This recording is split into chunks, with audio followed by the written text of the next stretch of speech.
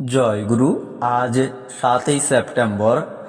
আজ ইষ্ট প্রসঙ্গে জেনে নেব আজ পূর্ণগ্রাস চন্দ্রগ্রহণ কখন আরম্ভ হবে এবং কখন সমাপ্তি হবে।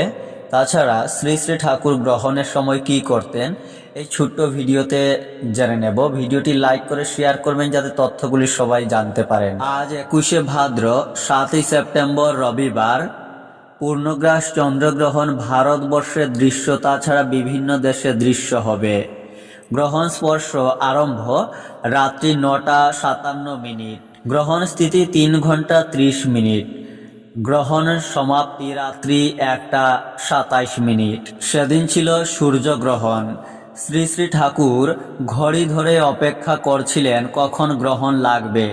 গ্রহণের আগে অনেকেই এসে সমবেত হলেন। যখন গ্রহণ লাগলো তখনই শ্রী শ্রী ঠাকুর বললেন, এইবার নাম করা যাক। এই বলে চাদর মুড়ি দিয়ে বড়াল বাংলোর বারান্দায় চৌকিতে বসে ধ্যান করতে শুরু করলেন।